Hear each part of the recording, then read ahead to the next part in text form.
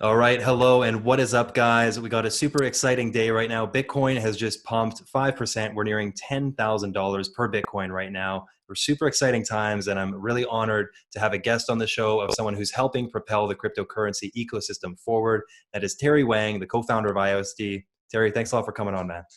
Thanks, Jeff. Hi, guys. Yeah, it's really nice to be here. And yeah, so it's a magic moment. Yeah, so just now while I was also looking at my phone and I see it just go over, Bitcoin just go over 10K. So Oh, like a couple minutes yeah, ago. yeah. Like on Binance, I think. Yeah. That's wild. I got a push message and oh, the price is 10,000. Yeah. How do you feel that the price of Bitcoin impacts the adoption of cryptocurrency? Because I think for a while it looked like things were looking really grim. It was going to go down to $3,000, potentially more with coronavirus fears. What are you seeing Yeah. now as it rallies? Do you feel like we're going to get more adoption? What do you feel? I really feel we are gonna get more adoption. And also so since like the beginning of the virus outbreak and the drastic change around the world, I do really see like probably in the future there are more like the real usage and adoptions coming from Bitcoin. I really do know people around me where they use Bitcoin more. Like they are not use Bitcoin just do trading. They use Bitcoin for like real stuff. So they trade with their customers, with their clients, and more people they are just for real to use that. So from that point, I really do see the real value of Bitcoin, and also, yeah. So because of you see the Bitcoin has been like going up and down and up and down. So yeah, so there are many like dramatic news around the world. You heard people like yeah. So some people are so excited. Some people are like losing their face sometimes, and there are just so many changes. And it's like a people's heartbeat. So there's Hmm. up and down and up and down, and there's so much of it. So yeah, I really do believe in the future, like you'll hear Bitcoin more from like normal people. Yeah, there's certainly a lot of up and down, no question about that. When do you see that or foresee because of this halvening, when we look back historically, the price rallies through the halvening, but do you see that as a potential reality this time around with still the economy getting really crushed? I think a lot of markets are propped up by a lot of hyperinflated money and loans given out by governments. And if you really zoom out on the Bitcoin chart, like we're just making so far lower highs all the way down. I know, Yeah. nobody can predict it, but what do you foresee as like potentially a reality? Do you think, we're going to moon time right now, or is this okay? It's time to consolidate and still build for a little while. Yeah, so for right now, like, okay, so there's only 4 days, I think 4.5 days left for the point halving, right? Okay, just 4 days. And yeah, so I don't think like the price can moon in this short period of time. I mean, at least it takes some time to mooning, right? Hmm. And yeah, so if you look at last time, I think the halving happened in the late 2016, but the actual mooning it comes in 2017. Like it comes 1 year later Yeah. after the right period. I mean, the exact time of halving. So this time, I don't think there would be like a large drop or large pump at the exact time, but things will come later. Yeah, like yeah, very likely in like maybe next year, I think. And I 100% agree with you because the halvening is really just halving how much supply is going into the ecosystem, and so that takes off millions of dollars of sell pressure off the table from miners potentially every single day. But that Yeah. doesn't mean that we're going to get boom, like we say, a moonshot right to 20, 40K instantly. These economics take a while to catch up. It's more so the hype of it, and I think a big thing that we see a lot is buy the rumor, sell the news. So I anticipate that could be true, especially with economic conditions like this right now. So you haven't like Exactly. you had a pretty interesting life before crypto too, and I'd love to kind of highlight that before we go too deep down the crypto rabbit hole. Do you want to just kind of Yeah. dive into how you like what your life was before crypto? Yeah. So I'm a hardcore software engineer before like I started all of this. So I used to study computer science in Stanford University, where I was a graduate researcher, and at that time, my whole like focus is actually on research, and I want to be like be a professor and doing research and write papers and stuff. And my focus is actually in distributed systems. And later, like when I was like after I've done like 2 years of graduate school life, and I kind of find the area of my research is actually not as advanced as in the industry. So so especially for my area, distributed system is actually pretty practical. And yeah, so the academia has been left behind in industry for like several years. And after that, I just find I should really go to the industry to do some like to do more interesting stuff. So I quit my PhD from Princeton and I went to the Silicon Valley. And at that time, it's actually 2015. So sharing economy is booming. And at the time I was like, yeah, so Uber is like the new Facebook. Every people Right. think, okay, Uber is the next big one, and the sharing economy is like real world. We got this Airbnb, we got Uber, and I interviewed these two companies, and finally I joined Uber. So then I moved to the Bay Area, and for about like I was working at Uber for like 2 to 3 years.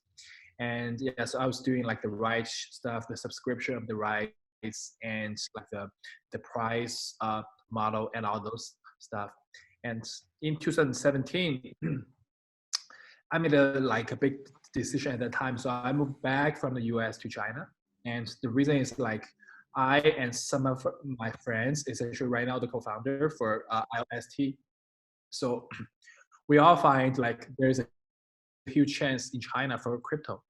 We have mined crypto like long time ago. So we started to know Bitcoin and Ethereum actually pretty early. So I like built a server for Bitcoin in my lab in 2013, and in 2015, there's a fun story there too. So at that time, so our school actually gave us a lot of credits to use Amazon web service, AWS. Yeah. So we can use them for free, and we later find out there's actually a way to make money out of it. It's just to mine Ethereum. So You're mining Ethereum with Amazon Web Credits. yes, yes, That's unreal. from our school.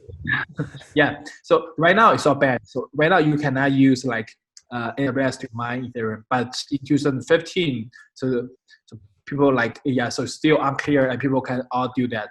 So I use all my credits to mine Ethereum, and you know how much Ethereum I've mined. So I've mined more than 10K Ethereum. Wow. So it's quite a lot right now. Yeah, but at that time Ethereum's like $7 to $9, I think. And there's one important thing happened is actually the DAO attack Right. at that time. So after the attack has happened, I think people all feel pretty depressed, and people feel okay, it's gonna be like a pretty big crash. So I think at that time, like everybody sold their Ethereum, including Vitalik himself. So we have sold like all 10K Ethereum from the machine we mined. Yeah. So okay. So there's a later like if you view this, it's actually pretty interesting. It's because for IOST we have raised in total in 2017 when the price is in the very high parts of Ethereum, we have raised about 30,000 K Ethereum. But at that time, like for just a really short period of time, I've mined over 10K Ethereum. Yeah. So if I keep mining, I think that there's no like need for me to raise the money from the investor at all. Yeah. That's right. I sold all the Ethereum at the price of I think about $9 on average. Well, Jeff Bezos, if you're listening, get Terry some more Amazon Web Credits. He wants to keep the mining rigs open. So you start at Uber, you know, you have a good 2 years at Uber, and then you decide, okay, it's time to pivot towards cryptocurrency. I'm going to make a drastic move and start a company called IOS. What's that? Exactly. Yeah. I mean, you are exactly telling my story. Yes. And so why, because obviously Ethereum already existed and, you know, it's running 7 transactions per second. Things are happening, for sure, the DAO attack, but, you know, it's like the protocol is working. So what, I guess, inspired you to start IOST? Like, what's the value add that you say, okay, you know, IOST has this and Ethereum doesn't, and this is why we want to start a new smart contract capable company? Yeah. So at the beginning, will you really be like using Ethereum? And so I'm a programmer. So when I was programming on Ethereum with a smart contract, and you feel like it's pretty hard to use. So the first at the very beginning, so my like thinking is just to optimize Ethereum. Like I'm a distributed system researcher. So all my work to do in the past when I was at school is to like find the system and try to find like all the parts is not like it's not optimal and try to optimize that. So all Right. these papers are coming from this. So if you view Ethereum as a large system, you would see like there are many flaws in its design, and in a smart contract system, in the network system, in the like the storage system, uh, and also you see like the scalability problem, like all this problem. So we want to build a protocol which can like optimize or like solve some of the problems in this whole system. And also that's the main reason. And another reason is I really want to like do something fun on my own. So I Right. used to be like working in a large company. So I was at Uber for 2 years, and before that, I actually worked for Microsoft for some time too. And I really want to do something on my own that's challenging. Like you see, like doing a startup on your own, and yeah. So I really do see if I'm doing that, so my like I can make myself more impactful and doing like the stuff I'm more enjoying. So I and Tim and Ray, so those are my co-founders. So we come back to China and we talk to other investors. We actually have on board 70 investors, so that's a quite large number at the time. We've matched 70 investors in just 1 week. Wow. So you can, yeah, so there are like tons of meeting like on a single day. So And to after that just kind time, of ask a quick question on that, because, for someone who's like, okay, I'm a software developer, a software engineer, I have an amazing idea and I want to put it into action, but I need a little bit of money. How did you get within 1 week 70 investors and the capital to be able to really push this forward? Was it connections? Was it like how did this all come together for you?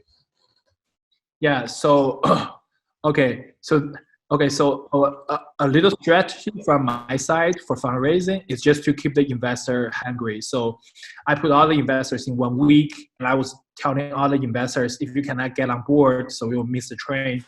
And I like like you are kind of creating this tension for them, and you like make them feel you are the hot, yeah, so you are the hot potato. And Right. I have a next meeting in like 1 hour. I can only stay in your investor like conference room for about 1 hour, and I will leave and I'll go to the next one. And okay, and also like I was playing the thing like I got the funds from this and this, and it's your decision if you want to invest us or not.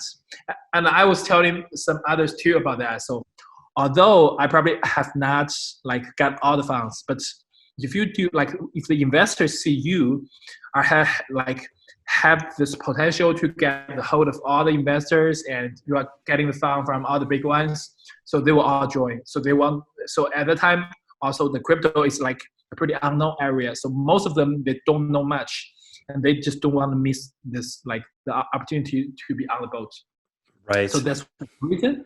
And another one is I think like yeah. So I think most of our core team is also like has a pretty strong background too. So we all worked in the U.S. So every of us have been in the U.S. for more than 6 years. So we did our undergrad in the U.S. I did my like the graduate school in the U.S. too, and also we worked for the large companies. Like my friend was in a Kayak, in Google, in all these large companies, and we have the background from like the famous universities and also the large companies, and also we have like we also like have a little like startup experience too. So all this adds up, so they think we are a promising team. So I think that's probably another reason. Yeah. Gotcha. Well, it's not only good investment raising advice to play a little bit hard to get, but it may be good dating advice too for people who are listening in. Yeah. Yeah, yeah. There's a lot So much similarity on that part too. yeah. Yeah, yeah. So I'm curious I because agree. going from a place where you've been or not self-employed, sorry, where you have been employed by a project and given roles and guidelines, transitioning into co-founder, managing a massive team now, an entire organization. You guys are ranked as one of the top 100 cryptocurrencies in the entire world now by market cap. What has that transition been like, and what have some struggles been along the way? Oh, there are a lot of yeah. So we must have been seeing like so many things we haven't like experienced before. So okay, so the team actually started from small to large, and at the very beginning there are just 5 of us, and we like grow like so. We first started to grow the engineers, and managing engineers is actually my strong expertise. So that part there's no yeah. So there are not too much obstacles on that part. But to making a marketing team and also like the operation team, that takes like quite a long time. So we have like been hired a lot of people at the beginning where they are not really qualified, and it's actually hard for us to find all the talents. And also it's hard to find the people who can learn real quickly. So many people they just come with no knowledge about crypto at all, and we have to teach them to learn maybe everything about crypto in like a week. And Right. yes, that's a hard task for most people. So so we do have iterate on the team for a long time. So we're also asking our VC and investors to recommend people to us, and after that we find it's actually like much more better. Like yes, it's much better just that like we hire like blindly from the online forum and the yeah. So all this like the hiring website. So in the future, we are like focusing primarily on just hiring people I'm referring, and especially like for those large investors. So we told them you have to refer to us maybe like 5 people a week, and Right. yeah, we're hiring all these people just solely by referring. So you got to do that, otherwise we cannot grow.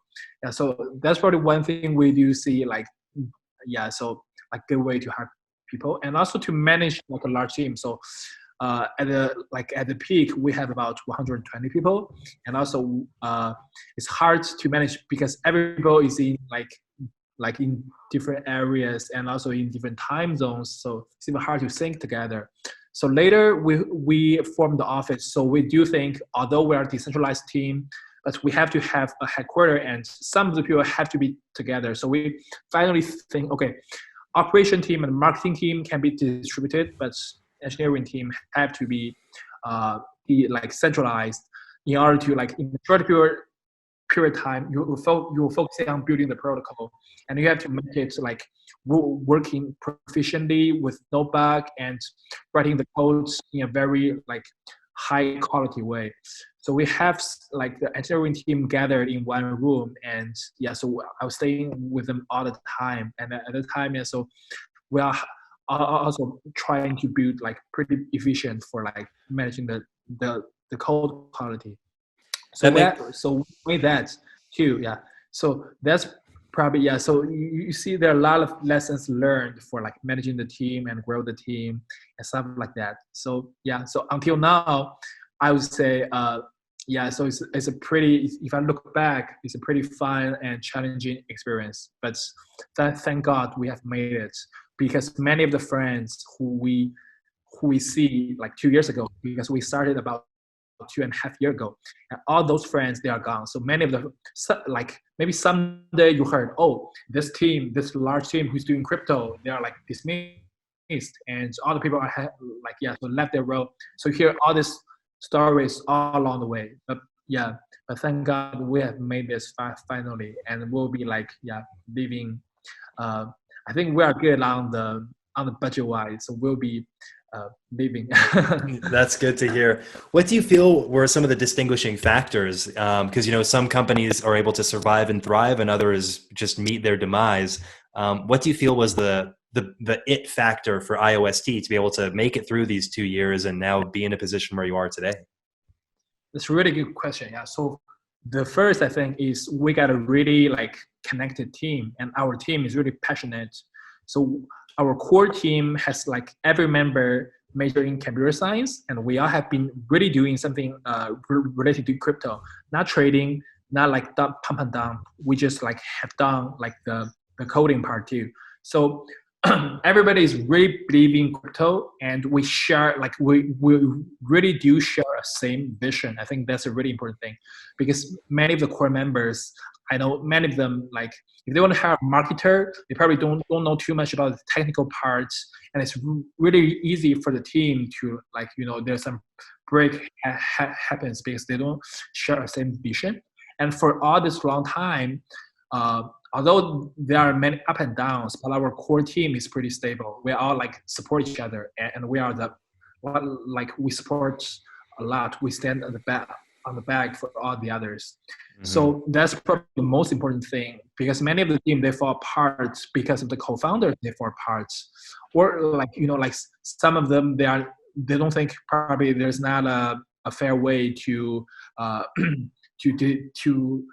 for the payments, or like or they just don't really believe in this. So after the co-founders have been like fall apart, and the team is pretty easy to fall apart just after that.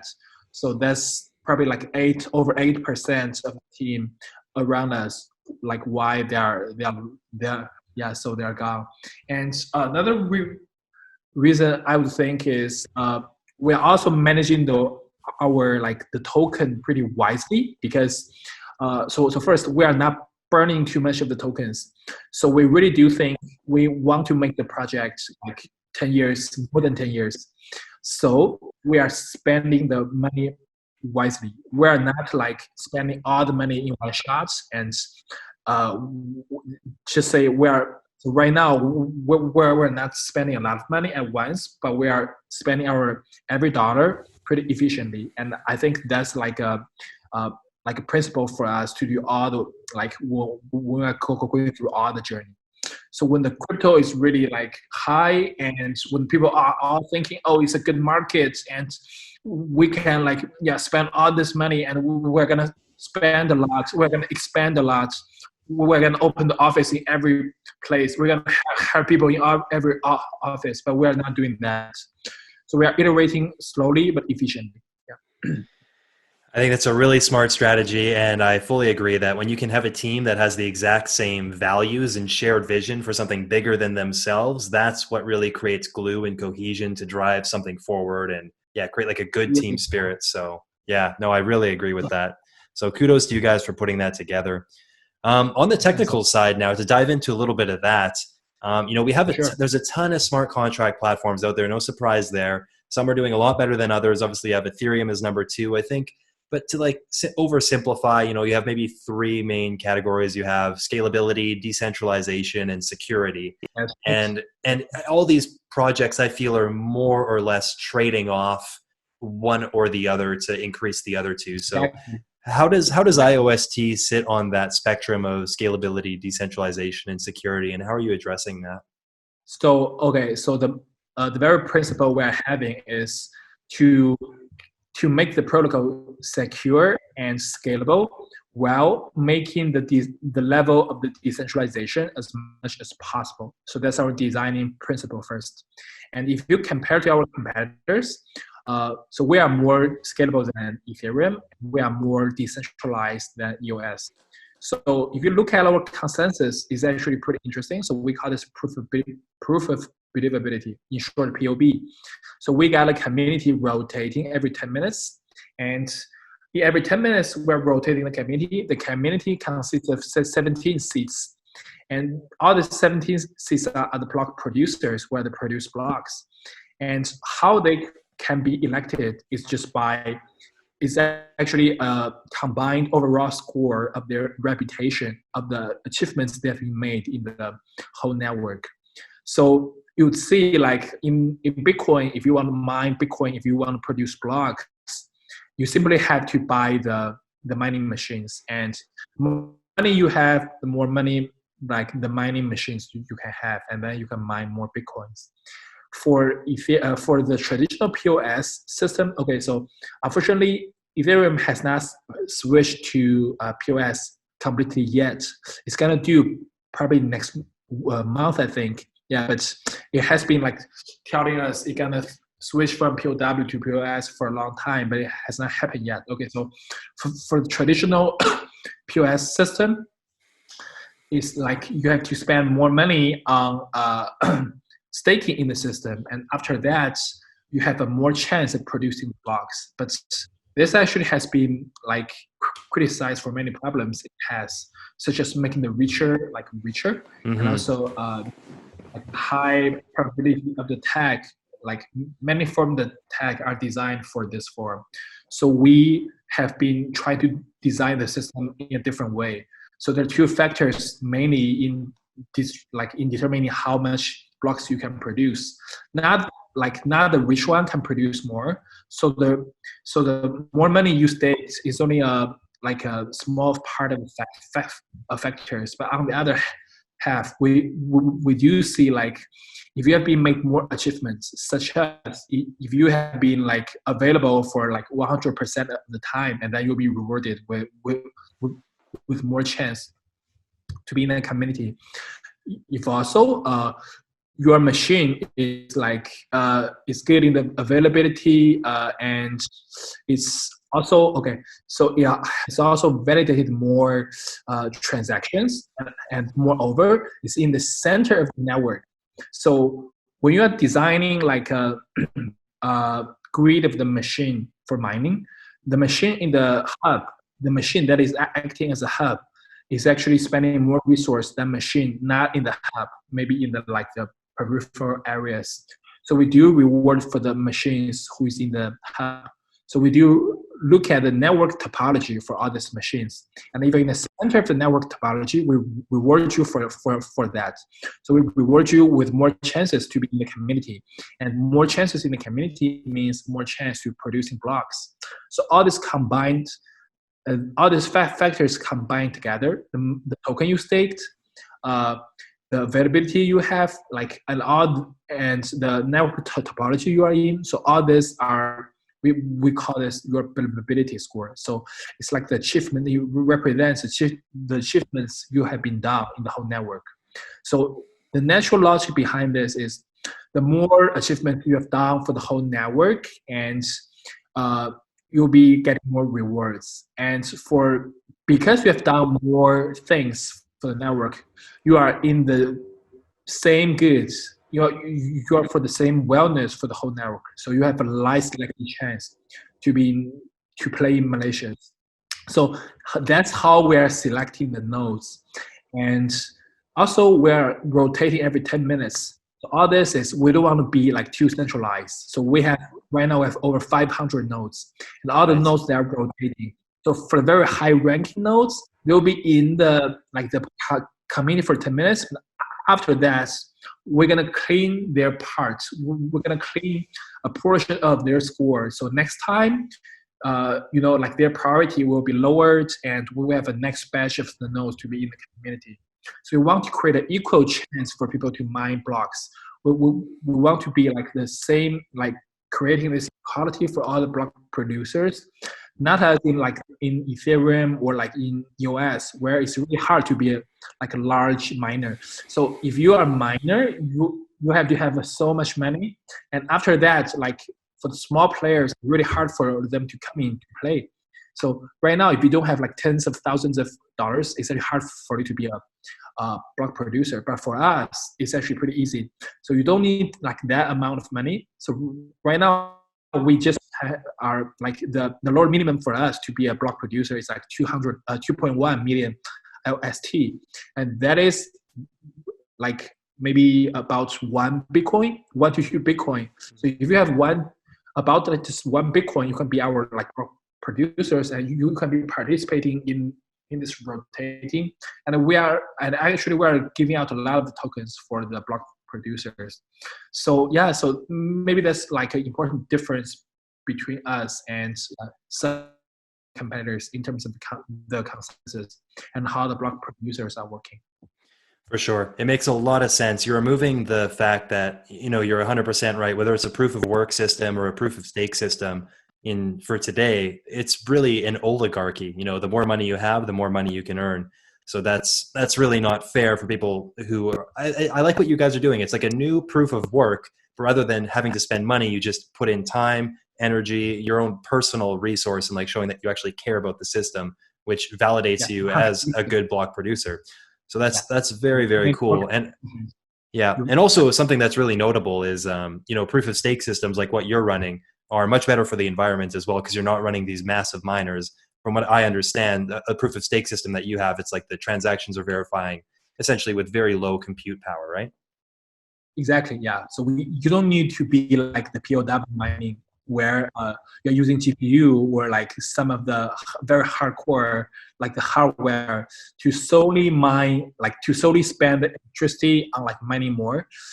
For our machine, so it's actually, you can just run it in with your computer, and it's just like a commodity machine where just like you doing your daily job. So there's not too much of the resource consumption or the energy consumption on the computer itself.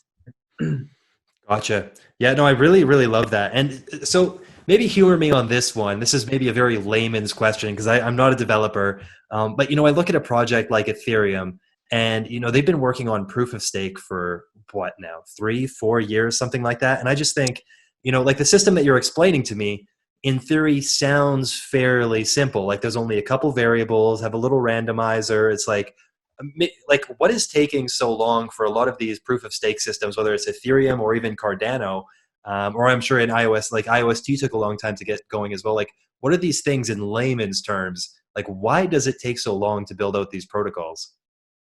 Okay. So for Ethereum itself, I really do feel there are much more stuff. I mean, there are more like obstacles they have, not in terms of technology, but in terms of the people and the team.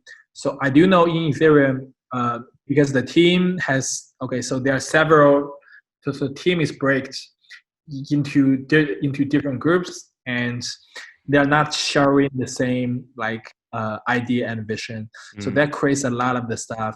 It creates a lot of the blocking things in making like just to make the protocol going ahead. So that's a large reason. And also I've been in one of the EOS meetings. So in EOS, there are large block producers where they have a meeting at, like sometime. But when you are attending a meeting, you'll see it's really hard to make all these large block producers to reach a consensus. Everybody thinking in their own good, and it's hard to organize such a decentralized team to to reach the same goal. So Right. So on Ethereum, so that's probably one of the most important reasons, I think. Another reason is they are making a completely new network. So the reason is, so Ethereum 2.0, so right now, so that's their POS system. It's actually a completely new network other than the same one. So they have a large one already, and it's deeply coupled with all the resources every miners have. So in order to switch to a completely new network, it takes a lot of the resource. So the larger of the network you have right now, so the harder you'll be migrating to a new one. So just like a large company where you have been using a same set of software for like tens of years, and right now I'm telling you to use a new set of softwares. So you'll be having a hard time to do that, and many of the people will refuse to do that, right? Right. So being like so easy on this, like the same old things, and why you're telling me to move to a new one, and the new one is probably not as good as the old one. Yeah. So that's what's happening in the Ethereum right now. Ethereum 2.0 is completely new one, and how they are migrating is actually the same way. So they are migrating gradually from the old one to the new one, and until the new one is stable, until Ethereum 2.0 is more stable, and they will probably shut down the old Ethereum 1.0. Yeah. So you see, like it's a hard like migration for this two set of like different systems, and also given the fact that there's too much happening in the team. Like from the beginning, like many of the Ethereum core members, they have been left. No, like like the one who started like all these new projects. Many of them they're coming from the Ethereum core team, the Polkadot or like Nervos or I know many of the projects they're coming from there, and or maybe Definity. I think they are like at the very beginning from Ethereum team. So And the team, and yeah, so combining all this, I just do feel, yeah, I think that's like how I see this answer for your question is why it's taking such a long time to make the new version of their POS. I think that's a really strong answer, because I think that relates to pretty much every cryptocurrency. Like I even think Bitcoin. You know, we're still at 1 megabyte blocks. I'm fairly certain right now, and it's because like when it started, everyone started with a collective vision, like we were talking about earlier. You know, everyone on IOST, they're all working with a collective vision. And when somebody wants to change that collective vision because of it's more scalable or XYZ, there's going to be a reason to stay the course on the original vision. So yeah, I certainly find it interesting, and you're 100% right. You know, whether it's Bitcoin at 1 megabyte blocks or Ethereum at proof of work, all that consensus is going to pose a big problem. So it's nice to see, you know, a project like IOST starting distributed right off the bat and scalable right off the bat, because then hopefully there won't need to be these kind of forks down the road. And like you'll find that it's pretty interesting to see this in, like, you know, large companies versus small companies, right? So large companies, because of they're large, so it's actually hard for them to, you know, to disrupt itself, right? But for small companies or the startups, I think the very very important thing, the very interesting thing about them is they have no burdens at all. So it's easy for them to disrupt. So probably that's why, you know, all these startups, it's easy for them to disrupt the large business of the large companies. So that's why you now see these waves of new startup. They are replacing the old ones. And so I think that how companies works. I mean, at the time when we reach a certain like size, so it's inevitable for you to to encounter all these problems we just described. For sure, 100%. I kind of imagine it as like a momentum issue. You know, like the more weight you have, the harder it is to change your direction. You know, it's easier to change the direction of a skittle rolling down a sidewalk than a bull charging at you, for example. And so I kind of envision that as like the scale of companies as well. Exactly.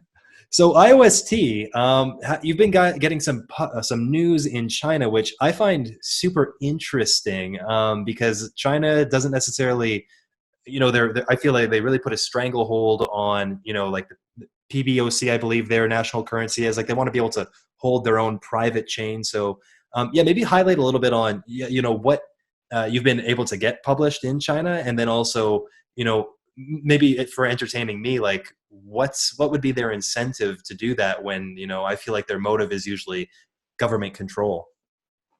Yeah. Okay. So in short, okay, so how the government is viewing crypto in China is the tokens. Okay, so the token and the trading is prohibited, but the technology and all things related to the infrastructure of the blockchain is promoted.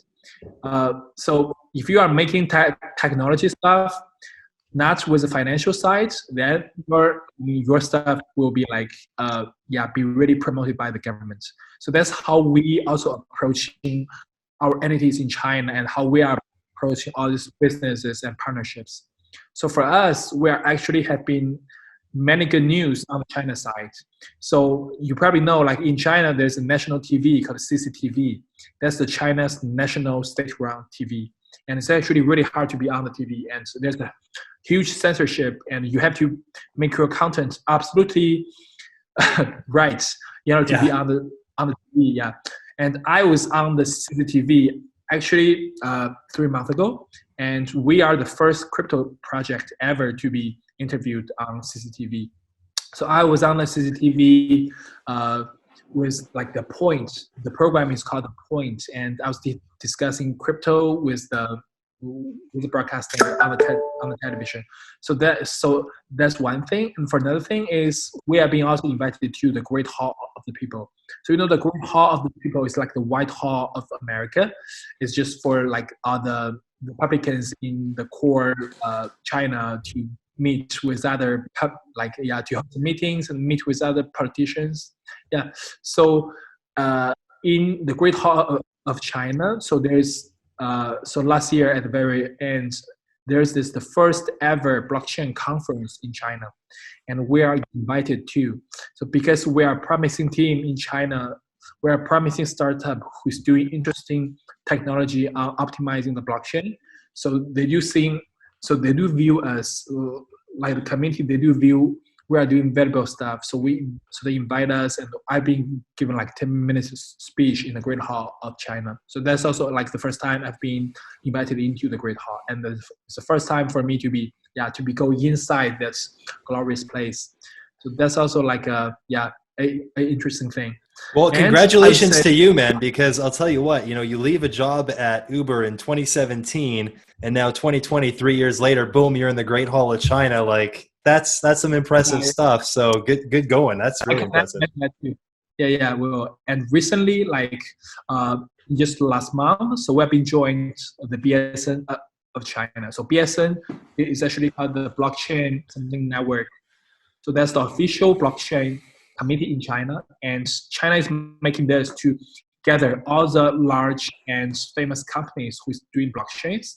They join this company. So you probably know like the Tencent and Alibaba, they all join this BSN network, and also we're invited into this too. So right now, we are also in BSN. So this is actually one of our focus. So to be really compliance to get compliant with all the local governments. So this is the progress in China, and also we've been also have some interesting progress in Japan too. So recently, I've been talking with the Japanese FSA financial, so the agency who is governing all the financial service. So in order to be compliant in Japan, you have to be passing all those tests and the reviews, and we've been preparing for this for about like over 9 months. And right now, I think we're looking really good on the Japan side. So we will probably get all the things cleared and get listed in Japan. So that will be like happening soon too. Yeah. So that's like the progress for us in China, Japan. Also, we are working on with other countries too. So we are trying to get compliant, with those local governments. That's super exciting. Congratulations to you guys. That's fantastic. Recently, you guys have hit a little development milestone, a new NFT protocol. Can you maybe add some color to that and explain what that's all about? Sure. Yeah. So right now, so our NFT has a huge progress. So our NFT game has already go online already. It's called XPet. You can play it. And right now, there's also a exchange for the NFT assets. It's called XLoot. And after that, we're gonna issue our own foundation issued NFT tokens. So like the first batch, we're gonna release like 1,000, I think, and we're gonna release this freely to everyone. So in the end of the year, if you all collected like the 9 NFT tokens issued by our foundation, you'll have a chance to win a huge reward from us. So it's just a game. It's a year-long game we have been made to our community users.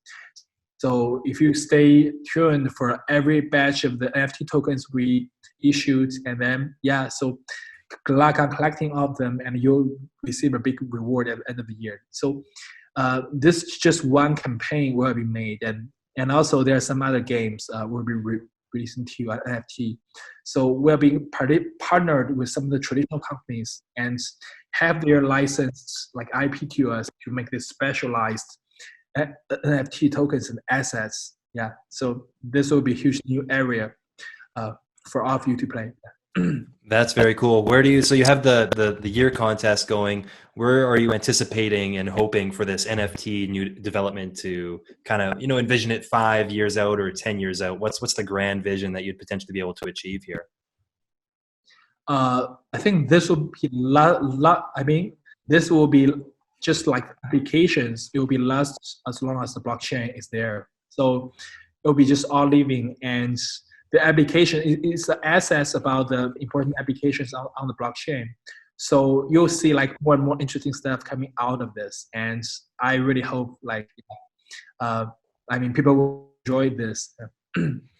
Gotcha. So in your mind right now, do you have any milestones set? Like, for example, like, okay, we want to hit this market cap, or we want to onboard this many users, or what's the one milestone that you hold in your head right now where you're like, okay, where our team is just really focused on hitting this numerical milestone?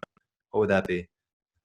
Yeah. So okay. So in terms of market cap, in terms of the ranking, so our highest ranking ever is actually 35 on CoinMarketCap among all the blockchain projects.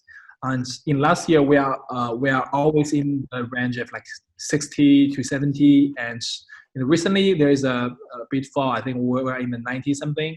But yeah, so we're gonna go back. Yeah, we're gonna go back at least to where we Yeah. were. Yeah. Gotcha. So reclaim the throne as the top 30 at least, or top 40. Yeah. Yeah. That's very cool. Right on. What Yeah. else do you have? That's here. What's that? I'm saying we're gonna achieve that at some point. For sure. Yeah. Not in the long future. Yeah. So what else in the not too distant future can the community members at IOST expect in terms of development, news, anything that's coming out besides this whole NFT thing that's happening right now? Okay, so if you follow our news, I think there are many like interesting things. So right now we've been partnered with all these exchanges of interesting campaigns. Like right now we are doing this OKEX exchange, and next week I'm gonna be doing one more campaign with Binance. And so Binance has just listed us on the Binance futures, and we are gonna be listed on the OKEX futures too. Wow. Yeah, so that's also some of the new things you can experience on all these exchanges. Yeah, So you can go 50x on IOST now. something like that. Yeah. I'm not sure about like, how much you can use. Yeah, but Binance futures, I think so the largest one is 50x. Yeah. So yeah. So okay. So I think I should leave more stuff like. More secret, yes. I would say more secret stuff will be coming, especially in the beginning of the year. No, especially in the middle of the year. So that's happening soon. Yeah, and stay tuned. Love it. All right, a couple of final questions just to close off. Maybe a little bit add-off questions. What do you do in your spare time when you aren't working as your hobbies? Oh, okay. I play sports. I play basketball, and I watch sports too. So maybe right now, like it's a bad time for sports. Right. All the leagues are yeah. So they're shutting down, and there are no games at all. Yeah. So I was watching the games they played before. All the replay games. Yeah, that's right. Yeah. So the replay games. Yeah. Yeah. I really do like basketball a lot. Yeah. And I was in the Bay Area for like 3 years, and I'm a big fan of Golden State Warriors. Have you seen that new documentary out, The Last Dance? Not yet, actually. Check that one out. I'm only 2 episodes in out of 4, but man, that is a phenomenal documentary on Michael Jordan, the Bulls in their dynasty age. Jordan, right? Yeah, it's not some dancing movie. Yeah. For Michael Jordan. Yeah. Yeah, very cool. Are there any books that you're reading right now or have read in the last month or two that you found very interesting, or anything unusual? There's old ones. Yeah, I do read some interesting books. I think it's Think Slow and Fast.